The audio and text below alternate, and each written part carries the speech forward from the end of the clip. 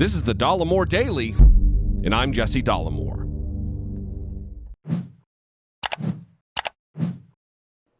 As with most presidents after they leave office, Barack Obama has not really disappeared, but he's, low profile. This weekend, he delivered a virtual commencement address, about 7.5 minutes long, with some uplifting, encouraging words, kind of typical commencement address, although not typical in the fashion that it was delivered over YouTube because of the coronavirus pandemic.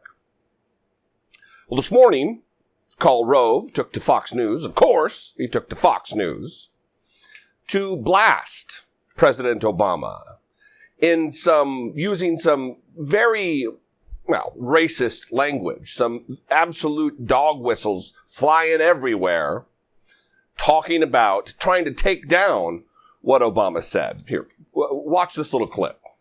It is so unseemly for a former president to take the virtual commencement ceremony for a series of historically black colleges and universities and turn it into a political drive-by shooting. I mean, this is a moment where these young graduates could be inspired to a life of service, to recognize that life is going to bring challenges, and how we handle the challenges is going to demonstrate our character. There are lots of positive messages that the former president could have delivered, but the news that we have out of this speech, out of this appearance, is he says, quote, "The pandemic has finally fully torn back the curtain, that so many of the folks in charge know what they're doing, don't know what they're doing. Lots of them aren't even pretending to be in charge." I mean, think about that. He has slandered, not just the president, who's his political target, and he made it clear a week ago that he was going to go after him, but he's taken a slap at the vice president, who's done an extraordinarily effective job as the head of the coronavirus task force.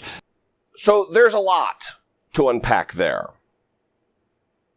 And I'm going to play a couple of moments from Obama's speech.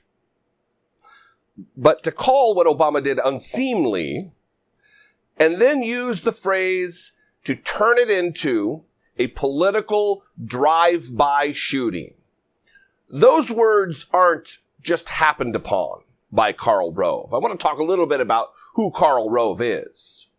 He is, at his core, a racist POS. He is, at his core, a vile, discriminatory, racist jerk-off. That's just who he is.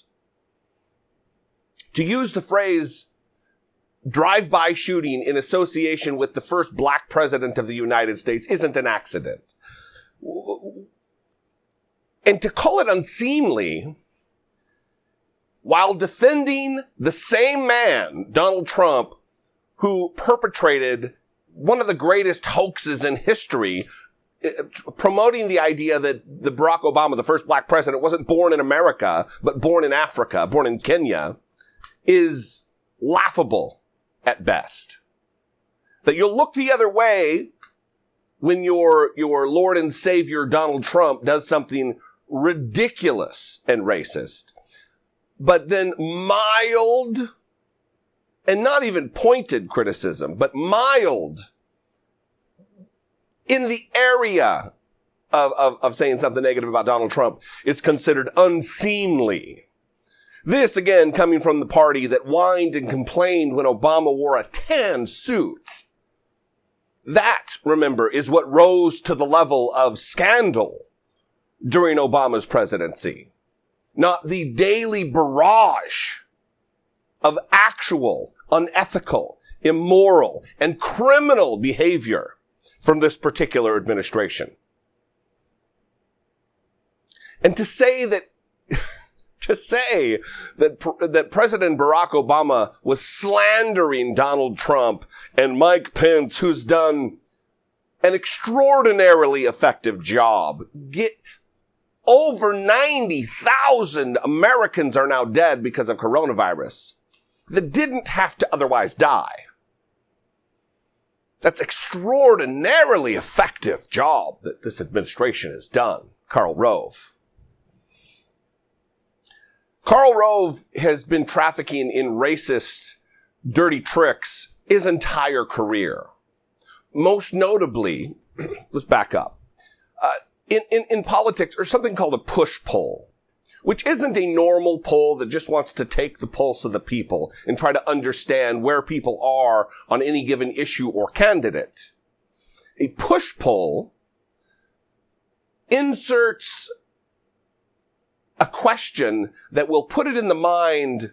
But for instance, in 2000, in the South Carolina primary, Karl Rove did this push poll asking, and I have the question here, asking of John McCain, because this is the Republican primary in 2000, the year that George W. Bush was first elected. Ask this question of voters about John McCain. Would you be more or less likely to vote for John McCain if you knew he had fathered an illegitimate black child? Which he knew would resonate with, one, racist Republican voters in South Carolina, but also because in 1991, John McCain adopted a little girl named Bridget, from Bangladesh. So he puts that out there into the ether, into the minds of Republican voters in South Carolina. So when they see John McCain's child, they put two and two together. The 2 and 2 being the question that was asked, like, I was asked whether or not it would bother me if he had an illegitimate black child.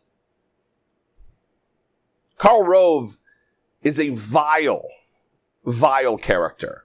Former deputy White House chief of staff to George W. Bush. Now listen, let's put this in context. Let's talk about what exactly Obama said. I'm going to play a few moments of his speech, and let's see how unseemly it was, how slanderous it was. You're going to have to grow up faster than some generations. This pandemic has shaken up the status quo and laid bare a lot of our country's deep-seated problems, from massive economic inequality to ongoing racial disparities to a lack of basic health care for people who need it. It's woken a lot of young people up to the fact that the old ways of doing things just don't work. That it doesn't matter how much money you make if everyone around you is hungry and sick. And that our society and our democracy only work when we think not just about ourselves, but about each other. It's also pulled the curtain back on another hard truth, something that we all have to eventually accept once our childhood comes to an end. You know, all those adults that you used to think were in charge and knew what they were doing, turns out they don't have all the answers. A lot of them aren't even asking the right questions. So if the world's going to get better, it's going to be up to you. That realization may be kind of intimidating, but I hope it's also inspiring. With all the challenges this country faces right now, nobody can tell you, no, you're too young to understand, or this is how it's always been done. Because with so much uncertainty, with everything suddenly up for grabs, this is your generation's world to shape. That was uplifting. That was positive. That was inspirational. Moreover, that was presidential. Something we don't have right now. We never get presidential. We never get positive. And look, let's end it with this. Remember this moment. Remember Karl Rove talking about a president speaking up and having criticisms for the current administration, that it was unseemly for Obama to do what he did and say what he said. Unseemly. Because the moment Donald Trump is not president anymore, what do you think is going to happen? You think he's just going to go away into the night, never to be heard from again, occasionally coming to talk about whatever charitable foundation he's created? No. Donald Trump is going to run his suck for years to come, taking to whatever news network at the time is the conspiracy purveyor whether it be Fox News or One America News, which some of his investors have now bought into. We know that's what's going to be. It won't be unseemly then it'll be justified and necessary. I would love to know what you think. 714-576-4054. Email me daily@dollemore.com. Thank you guys for joining me this show, every show, as much as you do. If you haven't subscribe to the channel here. Like and subscribe and comment and, do all the things that every YouTuber runs their mouth about every time they get on the screen. Anyway, I hope you guys are having a great day. I will see you next time. Thank you for joining me. Be genuine. And please, especially in these times, take care of one another.